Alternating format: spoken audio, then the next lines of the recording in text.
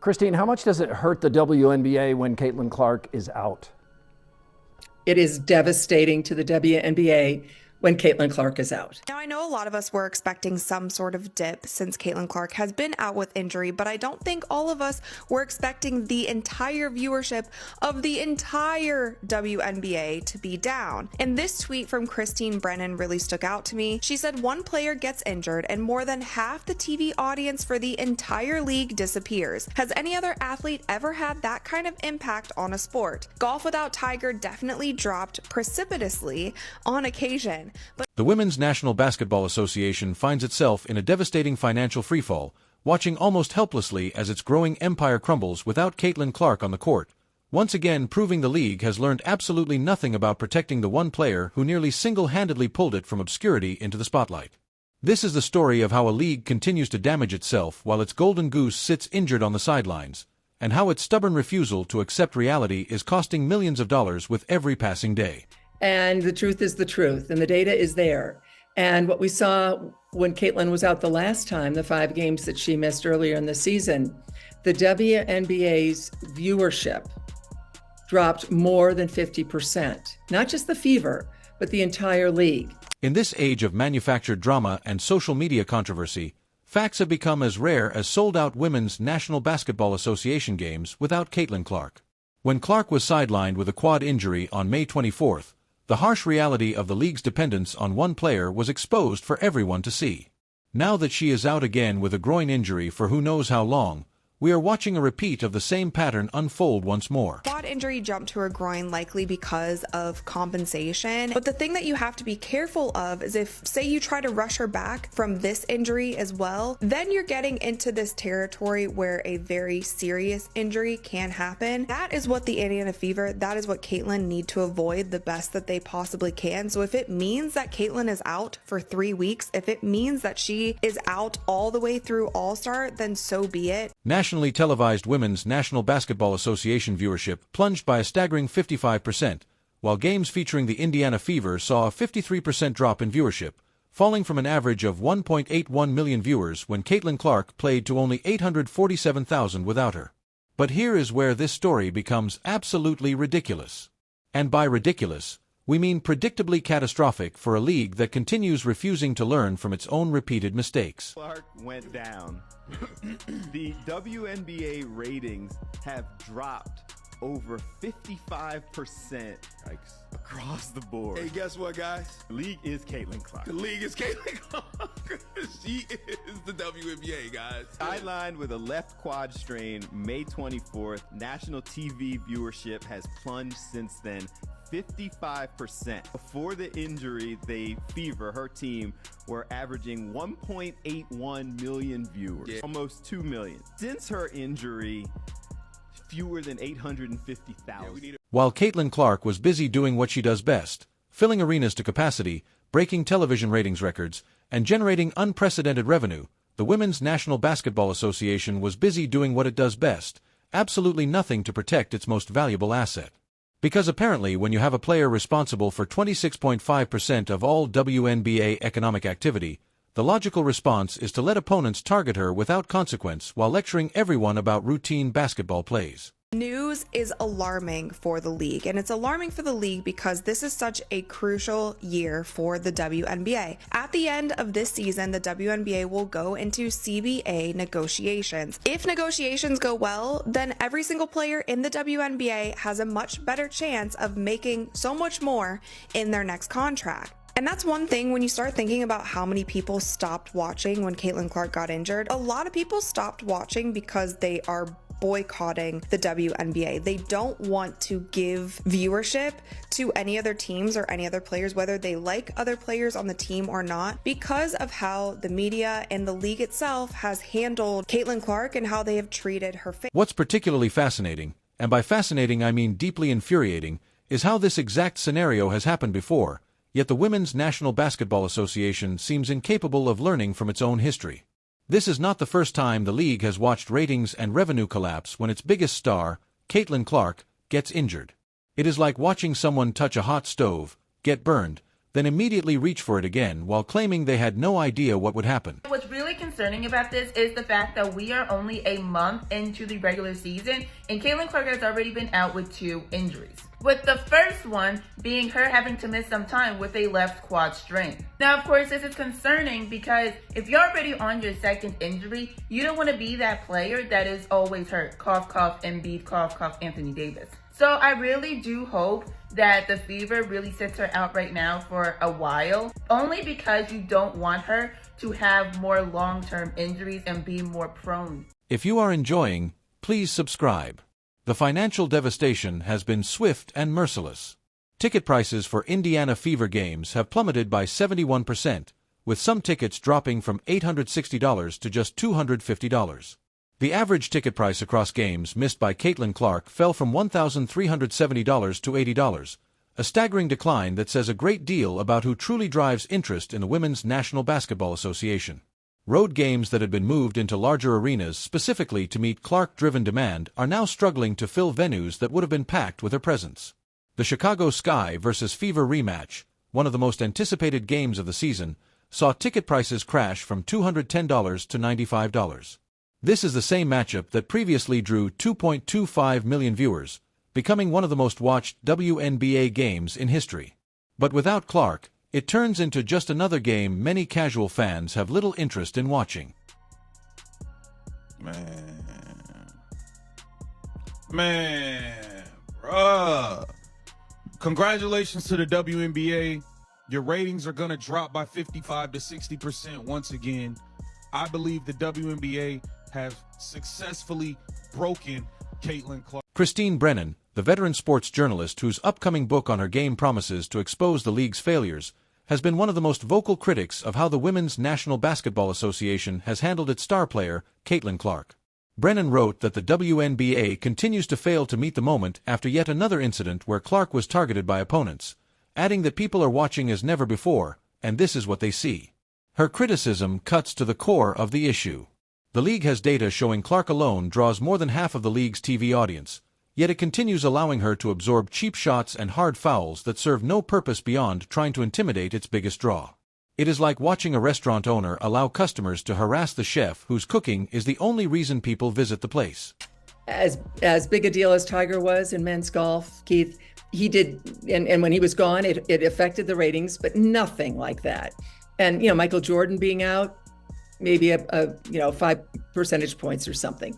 Nothing like this. You can make a strong case, and I will make that case, and have that there is no one single athlete more important to his or her sport or tour or whatever the circuit is that they play on than Caitlin Clark is to the WNBA. The pattern has become as predictable as it is maddening. Caitlin Clark gets hit with hard fouls from opponents who often seem more focused on making statements than simply playing basketball. Of the league's 30 flagrant fouls issued in 2024, 5 were committed against Clark, with the Chicago Sky responsible for 80% of the flagrant fouls against her. When she responds to physical play, she gets criticized for being too aggressive. When she stays restrained, she gets criticized for being soft. It has become a no-win situation the Women's National Basketball Association has helped create and still refuses to address. Meanwhile, the financial impact continues damaging not just the Indiana Fever, but the entire WNBA ecosystem. The league was already projected to lose $50 million this year, and without Clark on the court, those losses are rising at an alarming pace as television ratings fall, merchandise sales slow, and attendance trends drift back toward pre-Clark levels. I don't even know where to begin, man. I hope Caitlin Clark is okay. I want to know when this injury even happened, bro, because let's be serious here. She has the quad injury. Mind you, Caitlin Clark hadn't missed a game since she was like 19 years old, since she was like 18 in college or something. Now she has a groin injury. We've never seen Caitlin Clark play as bad as she played the last 3 games. Let's just be serious here. She's like 1 for 20-something on threes in the last 3. We've never seen her shoot the ball this way. I'll say that. Has she been hurt and playing through this? The most damning part of this entire situation is that it was completely preventable. Caitlin Clark entered the Women's National Basketball Association as a humble rookie who repeatedly praised teammates and deflected attention away from herself. She handled criticism with remarkable grace and maturity for someone only 22 years old. The league could have embraced her, protected her, and used her popularity to lift the entire sport.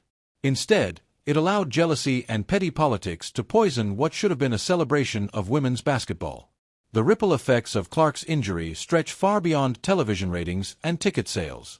Corporate sponsors who invested millions based on Clark-driven growth are now questioning whether those investments were wise. This situation exposes a deeper problem in how the WNBA positions itself.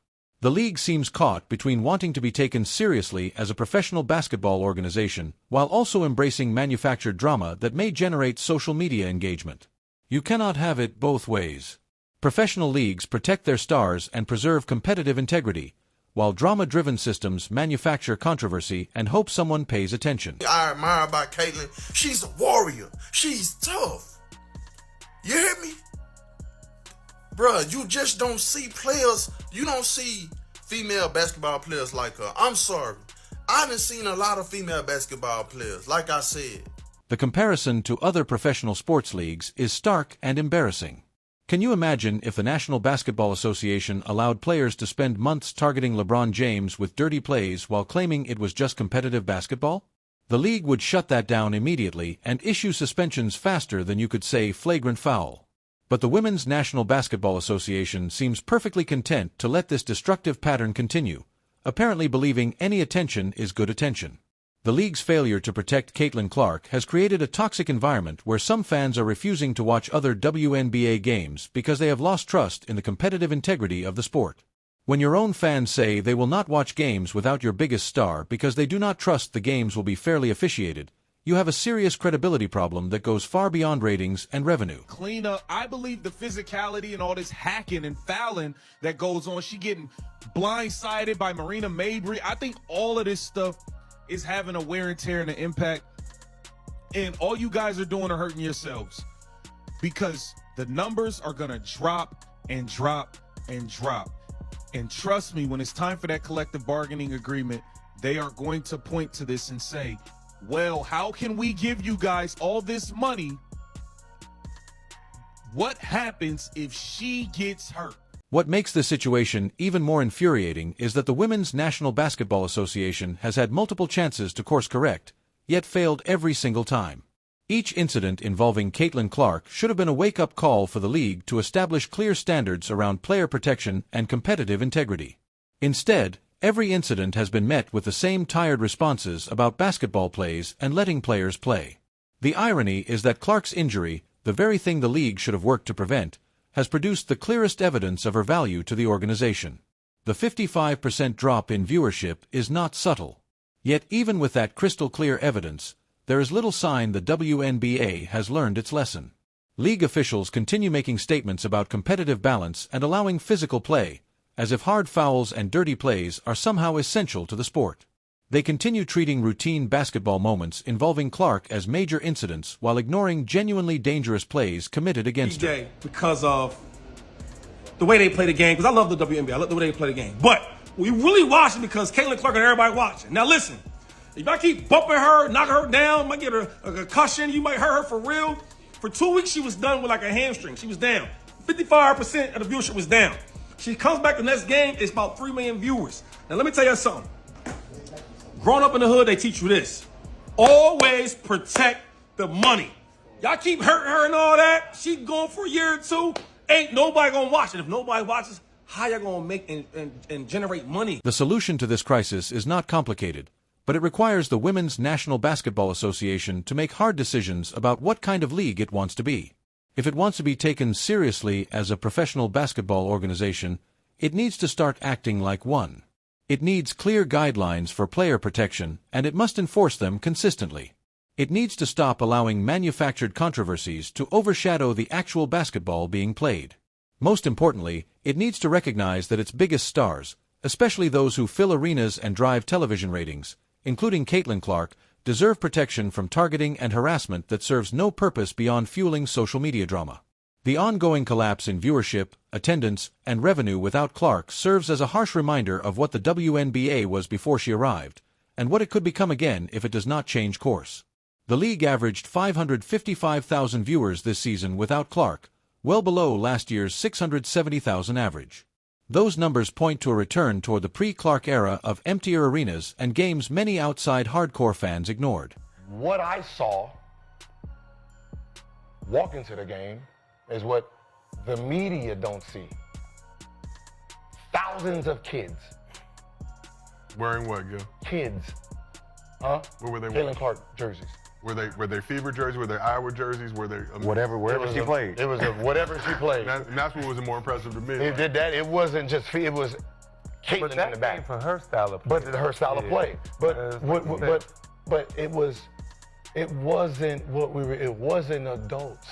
Right. It was parents bringing their kids and their friends. Mm-hmm. Them seats was kids filled. Right. And that's what they don't understand. They don't grasp that part of it. The most tragic part of this entire situation is that it never had to unfold this way.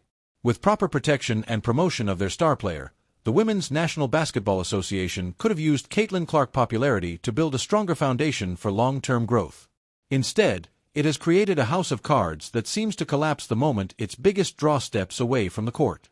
Until the WNBA learns to protect and promote the players who truly drive interest in the league, it may continue cycling through boom and bust periods where one player's presence or absence determines whether people pay attention. The real question is whether the WNBA will finally protect its golden goose or continue this destructive pattern until it squanders the opportunity Clark's popularity has created. Based on everything seen so far, the smart money is not on the league suddenly developing common sense.